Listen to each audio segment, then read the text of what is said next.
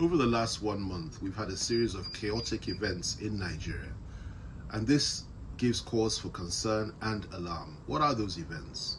Well, first of all, about a month ago, you had a situation whereby herdsmen and ISWAP warriors, as some would call them, went into a church in Owo and killed no less than 50 people.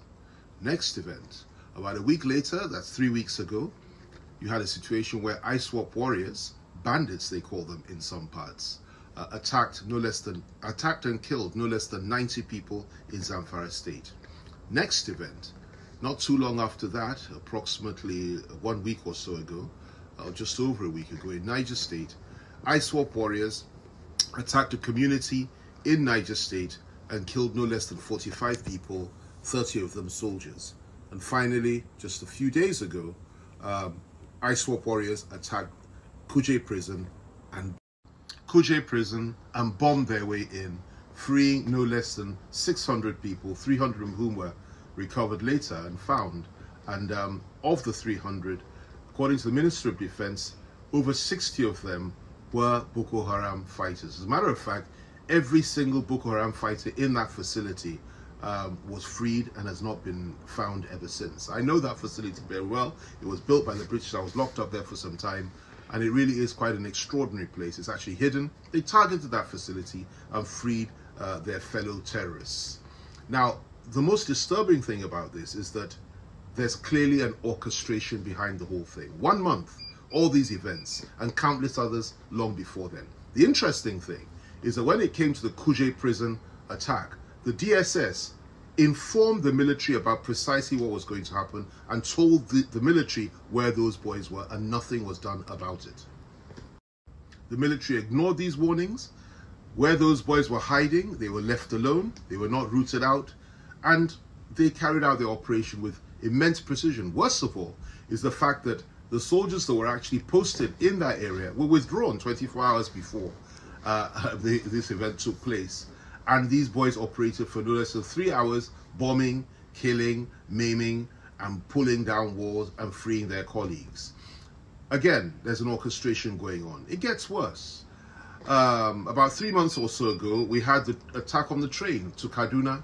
Again, I can authoritatively tell you that the DSS informed the Nigerian military that this was going to happen and asked them to deploy to man those areas and flush out those boys from the forest. Again, the military said no.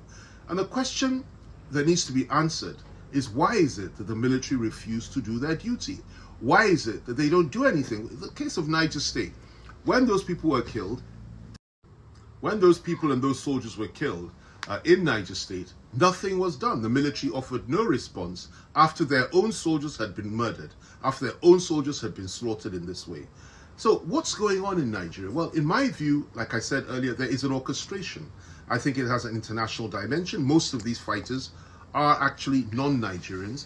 Most of these people come from outside Nigeria. They're very well armed as our military, if not better. They're very courageous, they're highly motivated, and they're very, very brave. So we need to find out precisely who is behind all this, what is happening, and what's the objective. My view is that the objective is to ensure that we have chaos in this country. Chaos, then comes the order. Out of chaos comes order. That's their motto. And what they're trying to do is destabilize the country, terminate the democracy, ensure there's a military coup and the installation of an interim national government. Is this acceptable? Of course it's not. Nobody wants that. But some deluded individuals clearly are up to no good. And I think that given the fact that the NIA, that's the Nigerian International Security Agency, that takes care of external intelligence, the DSS, which takes care of internal intelligence, and even the Nigerian police have really done as best as they can. They've done an excellent job, as a matter of fact, in the circumstances. The only security agency that does not seem to be functioning properly is the military. And it's not just the military, it's the military high command. The junior officers, the boys in the field, are dying like flies. They're killing them and they're giving their lives, sacrificing their lives for Nigeria. But the military high command, in my view, has failed. And I use this opportunity to call on not just the Chief of Army Staff, but all the service chiefs to resign and bury their heads in shame. And I call on the President to change them and bring in new people that can fight this menace and that can restore sanity to our country. There's also another dimension to this. Apart from the fact that they want chaos, They want to justify what it is that they want to do, and they want carnage so that people will say, well, fine, something needs to change and the government needs to go. Destabilize the government. Apart from that, there's also another objective, to ensure that the 2023 elections do not hold. Where you have chaos and where you have fighting, you cannot have an election. That is another objective. Now, if the election does hold, what they will do is that either during or after the election, as an aftermath of that, there'll be all kinds of contrived violent acts all over the country, in which the whole thing will then ensure that everything is stopped, the whole thing is destabilized, discredited, and we are back to square one. Somebody and some people from inside and outside Nigeria, international collaborators and their people inside this country, are working towards destabilizing us and destroying us and pulling down this government. And we are all focused on 2023. We've taken our eye off the ball. All we're talking about now is who will win the primary, or who will win the presidential election in 2023, or who won the primaries a few weeks back, and which party we support, which candidate we support, whether it is Atiku, whether it is Bola Tinubu, whether it is Peter Obi or Kwakwanso or whoever or whatever. That's what we're talking about.